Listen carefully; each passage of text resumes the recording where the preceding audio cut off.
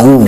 Ekikola Parliament luno lwa defense luyina ebizibu byayo n'engeri y'abalukulembera ndowooza engeri abamu gye bava mu poliisi oyinza obasonyiwa luno Werubaga South Katulu Bwama ndowooza baleeta Kiwulenge. Jaka Kawuwo. Mwanga Kivumbi alina obulwadde ku mutwe obwa livism obwamaalo obutamuggwamu engeri gyakuwira mu zisiraamu z'ekawempe eri ng'ayambala ndaweya double color n'ayambala socks double color ate n'engeri gyabeera ebiseera ebisuso bingi nga bannakiyombekedde bamuwasa nnyo gamba omutwe ne gwonooneka kakati simwewuunya kuba nti ayogera ebigambo ng'ebyekipumbaavu. Jaka Kawuwo. Tujja wano nga tulwanirira eddembe ly'obuntu ate gwe n'obaako kyoyogera eno sisiyeta si byakatemba.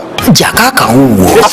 Ate nze nwana naye nze nkuba mukube nze sirwana naye nkuba mukube kuba bukubi ngaya mugaye sina kyenwana naye. Jaka Kawuwo. Baleeta Kiwulenge luno Werubaga South. Jaka Kawuwo. Parliament yonna yamweta mwadda era nze okubaako ne mubogolerako kyayambye nnyo n'okumuteeka ku levo waajja naye ng'amaalo n'obugwagwa n'obutoletole bumukutte mu bwongo bwe buti kata kyasobola kubaako kintu ky'amagezi kyayogera. Jaka Kawuwo. Gano si mawulire wabula kijjobi. Officers, I've committed no offense. Jaka Kawuwo. Akaseera ko kale kazibu eri omulodi w'ekibuga Kampala Salongeri Yasir Lukwago. Nate kubuzaako mulungi yakumide ku lutimbe gagadde olwa APS TV kabakadde kamuli gaffe Jaka Kawuwo nga tukutembetera ensonga ng'atebe zitambudde ebitundu by'eggwanga ebyenjawulo ebitali bimu. Ennaku z'omwezi 15 mu mwezi gwa kutaano 2018 kansuubire nti olwaliro okutambulidde bulungi gwafunye ekirungi ensanyukwamu naawe ate n'abafunye ebizibu ebyenjawulo gamba nti ate aweekwase Omukama Katonda. Samagana Farukusesaazi muzzukulu wa Katongole anzindwa okuba nga ate nkutembetera ensonga zaffe olunaku olwaleero mu mawulire gaffe Jaka Kawuwo. Tugenda kutandikirako mu paalamenti y'eggwanga lyattu Uganda. Kati nno abanoona naddala akakiiko akavunaanyizibwa ku nsonga ly'eddembe ly'obuntu akamanyirwa nga Parliamentary Committee of Human Rights bavuddeyo ne bagamba nti tebajja kufuuka kyesirikidde omuzigo mutimpa mu nsonga ezigenda maaso mu muddamu ggwanga lyattu Uganda ezikulembeddemu ekitta abantu ekyagenda maaso n'okuba nga ate kyegirisa ng'ekigo ettentula. Kati nabo bamanya bakunyiza poliisi ya kuno wamu n'eminisita avunaanyizibwa ku nsonga z'ebyokwerinda munda mu ggwanga lyattu Uganda bannyonnyole ekitta abantu bano kivaawa era kinaakoma ddi. Akatwa b'emboozi eyo. Jako Akawuwo. Ng'ebikolwa ebityoboola eddembe ly'obuntu biwanisa amatanga mu ggwanga ensangi zino omuli n'obulamu bw'abantu okulugenderamu. Olunaku olwaleero ababaka abatuula akakiiko ka Paalamenti ak'eddembe ly'obuntu ka Parliamentary Committee of Human Rights kakunyiza abakulu mu poliisi nga bakulembeddwamu omuduumizi waayo Martin Okoso Ochola wamu n'omumyuka we Jack Sabiti saako abakulu okuva mu minisitule y'ensonga z'omunda nga bakulembeddwa mu minisita Obiga Kania ku nsonga ez'enjawulo ezigenda mu maaso mu ggwanga olw'ensonga nti buvunaanyizibwa bwabwe okukuuma abantu n'ebyabwe. Mu nsonga ababaka bataddeko omulaka kwe kuli ebikolwa eby'okuwamba abantu ebisuse, fayiro z'emisango gy'abantu ezibula saako n'engeri abaserikale gye basabamu abantu ensimbi okubawa bondi. People are being evicted without any sense of humanity by the UPDF officers from Nari. Isn't police on the ground? Why has it not reported something? So that we liaise. I would like to note that your officers at the grassroots are rather too powerful. Many times the fate of the suspects is sealed by the police officers according to the interest of the police officers. We met people there whose crimes were actually created by police officers as a result of extortion, blackmail, or even corruption. Minister Obiga Kania mu kwanukula ku bimu ku bibuuzo bino by'akakiiko abasabye okubawayo akadde banoonyereze ku nsonga ezimu n'oluvannyuma bakomewo n'alipoota ey'awamu. I'll ask the IGP to make one or two specific comments which the members should be able to, where they need immediate answers, and the rest I would request that you give us that time. I can't say it will be 2 weeks. I can't say because with so much here and so much on other desks may be too small or too short. Onasaya ababaka okuyambako poliisi mu nsonga ezimu ezifa ku bitundu gye bakiikirira okusobola okuzikolako amangu ddala. Involve the issue about SIM cards, their use and so forth. With due respect to my senior, the shadow minister for internal affairs, since he's a full minister, is my senior, that I would suggest that that is an operational issue. Help us to reserve that. Maybe we can make a statement when we make in Parliament. But the issue of the disbandment of FFU. Ate y'omukwanaganya wa poliisi n'omuntu wa bulijjo Asani Kasinje agamba nti etteeka ery'obutakuumira muntu mu nkomyo kumala essaawa ezisukka 48 weeriri wabula ng'olumu balimenya okusinziira ku musango omuntu gw'abaziza okugeza ng'ogw'obutujju awamu n'emirala eminene. Amutu abakwatira Tanzania, amutu abakwatira Kenya, amutu abakwatira wano mu Uganda. Tebereza omuntu gw'ogenda kwatira Tanzania n'onno gw'okwatidde mu Uganda nti musawa namu 8 ono wa Uganda oteeka okubanga omutute mu kooti. Tekisoboka. Naye tetugambe nti buli musango gwonna nedda okujja kw'emisango egimu ng'egy'obutujju. Ono ababaka ba Paalamenti bamwanukudde ne bagamba nti waliwo ebintu bingi ebirumira mu poliisi ya kuno nga n'olwekyo poliisi esaanye erabire ku nsi endala bwe zikola nga tennakwata muntu saako n'okufuna obukakafu obumala. Ng'ate awalala poliisi eziri professional zisooka kunoonyereza bwezuulira ddala nti buyina emuyina ku muntu n'eryoka emukwata n'erisobola omutwala mu kooti within 48 hours. Stephen Tumusiime yakusakidde eggulire lino okulwa ABS Television.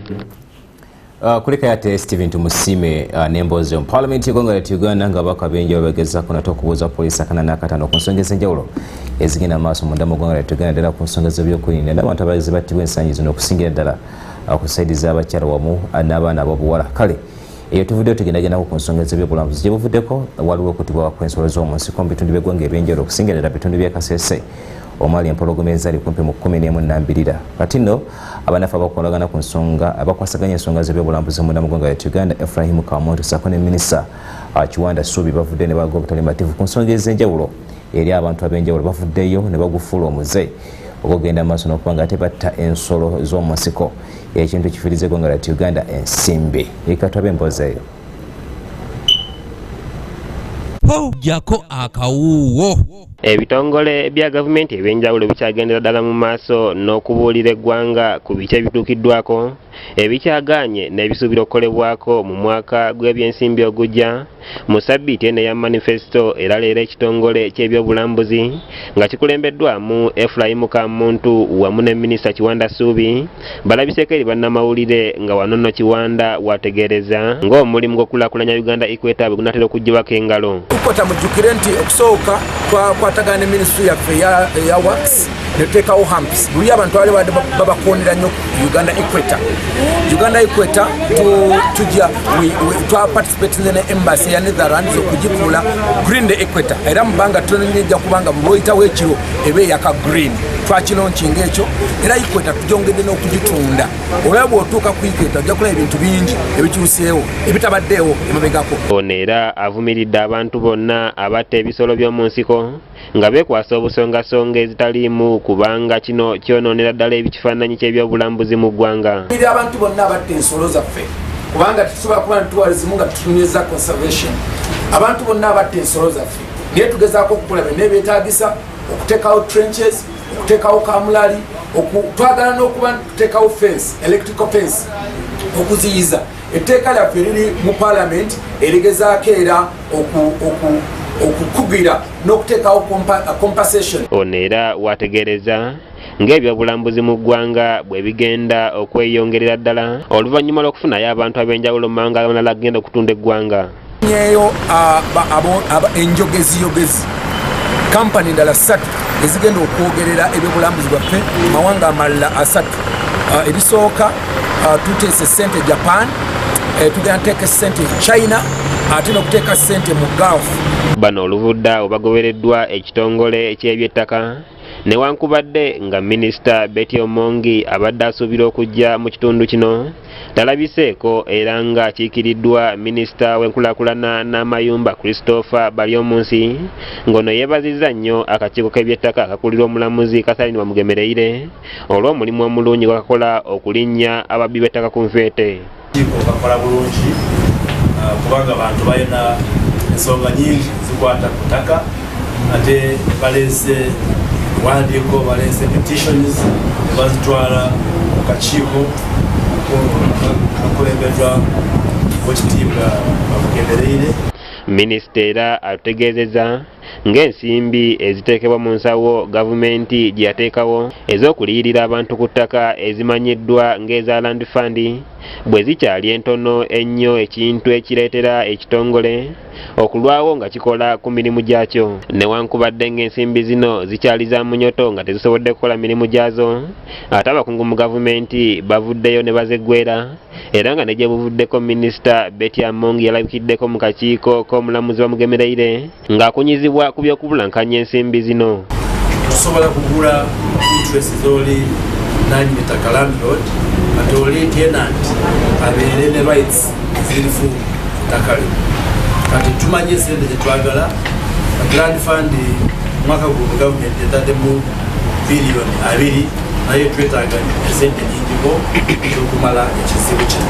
Marco William yakusakidde eggulire lino okulwa ABS Television. Kuleka yate Marco William n'emboozi eyo nate tugendagendako ku kibiina ekiri ku ludda olwabula gavumenti nga bannayuganda emitima gye bakubira mu twenge ya buli olugambo ku nsonga ekita abantu ekyagenda maaso munda mu ggwanga lyattu Uganda. Bannaffe aba Democratic Party bavuddeyo ne bagamba nti obaolyawo akazito gavumenti yakuno ekulembera pulezidenti w'eggwanga lyattu Uganda Yoweri Kaguta Museveni keetaddeko bannansi naddala ku nsonga z'ebyenfuna obaolyawo ke kasindise naddala abantu ab'enjawulo ogenda maaso n'okuba nga ate bakola ebikolwa ebyekko ebikulembeddemu n'okutta abantu. Byonna bagenza okubyogera nga kamera za ABS TV zitemya bukofu. Jako akawuwo. Senkagale wa DP Nobert Mawa asinzidde mu kunala bannamawulire ku kitebe kya DP mu Kampala nga muluno mwakubidde tooki ku mbeera eggwanga mwe riri naddala ku kiwamba abantu n'ekitta abantu ekikudde ejjembe mu ggwanga.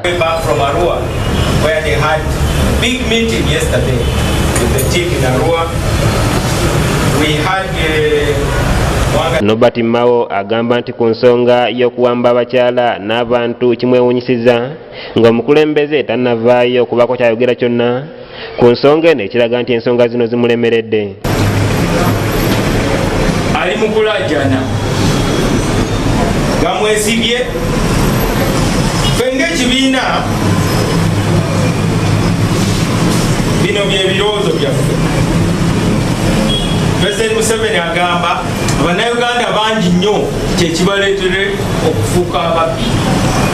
Kitegeeza nti bwe mubeera abangi mubeera babbi. Ono asinzidde wano n'agamba nti DP erowooza nti ekigendererwa ky'ebikolwa bino kunoonya ssente nga kino nno kivudde ku nteekateeka za gavumenti enfu eziviiriddeko abantu okwekyawa. Zibuze mu bantu olw'enteekateeka za gavumenti ya NRM ekulemberwa Museveni enfu. Enteekateeka eyo fe aba DP twagituuma Musevenomics. Musevenomics ereetedde abantu stress. Okusinziira ku DP abantu abagobeddwa ku ttaka lyabwe abawambiddwako ebyabwe keesisi ebimenyedde obuyumba ebbula ly'emirimu mu bavubuka omusolo oguyitiridde n'ebirala bye bisinze okuwaliriza bannayuganda okwenyigira mu bumenyi bw'amateeka. Bali mu kuyiiya kati mu kuyiiya okwo mwe muva obutujju buno obw'okuwamba abantu. Kitegeeza Museveni ogamba nti poliisi eyongere amaanyi. Kitegeeza nti asazeewo okuba bukubi biraka. Mu ngeri y'emu DP eyongezaayo okujjuza ebifo mu lukiiko olufuuzi olwa DP ebyali byavamu abakulembeze nga bamu ku bano baali baafa dda nga n'abalala baalekulira ng'okwongezaayo okulonda kuno kuvudde ku kuwabulwa kwe bafunye okuva eri looya waabwe. Nyuma lw'okufuna okuwabulwa okuva mu ofiisi ya National Legal Advisor omunamateeka Sam Muyizi neke yasazeewo okwongezaayo ensonga y'okujjuza ebifo byonna birindirire badelegates. Nobert Mawo era asinzidde wano n'annyonnyola ku mateeka ge bagenda okuteekawo okulambika bammemba n'abakulembeze akotadde okulambika ennondesa ey'amazima n'obwenkanya. Kukatya candidate mu DB bamulonda batya alina okusasula sente ng'ayagala kwesimbawo bannedda ebyo byonna bijja kubeera mu election regulation. Kyokuna kugenda kuteesa ku code of conduct amateeka agakwata ku bakulembeze ne bammemba. Mukiibi Samuel Okebo yakusakidde eggulira lino ku lwa ABS television. Kuleka yate Mukiibi Samuel Okebo n'emboozi eyo naddala bannaffe ab'ekibiina kya Democratic Party kati nena ikamalero okunywa ku lwendo lw'amazzi mbeere nga nkomawo okugamba nti tovaawo tugendagenda ku muloge lwaffe ate tukomawo n'emboozi yaffe oba n'amawulire gaffe agakigudde waani tukomawo. Luno lwe lugero lwaffe olwaleero.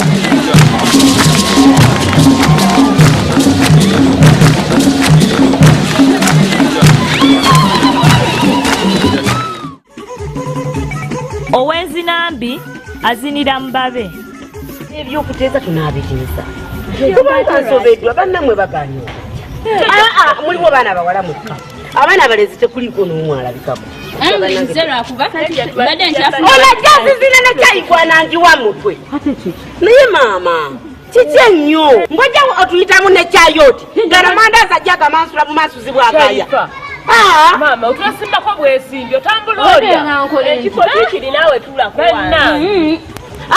sooka ombuulire sengawo ono nakiganda yakugamba nti olimirira nga matino gena goma maasuliza kyayiga n'amandaazi bugendo gamu Elia wasanga abadde sina mirembe. Ate nyabafe abalina omwami. Kirungi nnyo era kibadde kirungi nnyo. Naye maama kakkanako tukwegayiridde. Wano ndi mu bantu bange nina okukola kyenjagala. Oye kasita kikoze. Kakati ajobo jambo kasita kikoze lwalumu. Katakutule ku mutwe. Kasika ntulidde ku mutwe. Kuba maama tuulako. Oyagala kutulira ddala kuno. Katebe. Abali tudde mama n'ekutendo. Okutula ku byegabe nga bw'otuddeawo. Waliwo enjawulo. Bannayo mwalabe nammwe. Kakkanako. Tonjira kyayi mu mutwe. Yegwe kikyayi oba oyagala gyali mufaasi agenda ofuke. Nkugambeko nti njagala kyayi. Tuulako tuteese. Mutulemeseza n'ebyokukola. Maama ajaramye. Tufuneko kye tukola. Uyo mwana wange kati tudde tuteesa ate mugamba. Sitamye jalama nyabo. Agenda yatula na. Songa abadde takikola. Naye kasita ali wano kyalumu owenzinambi. Akola maama. Azinira Mubabe. Owenzinambi azinira Mubabe. Amakulu gali nti omuntu asobola okukola ensobi oba okweyisanga bw'ayagala ng'ali mu bantu be n'atafunamu buzibu kuba abasinga baba bamanyi emize gye. Naye bw'abeera ebbali mu batamumanyi asobola okukola ensobi oba okweyisa obubi olwo nno ne bamutuusaako obulabe. Olwo lwe lubadde olugero lwaffe olwaleero.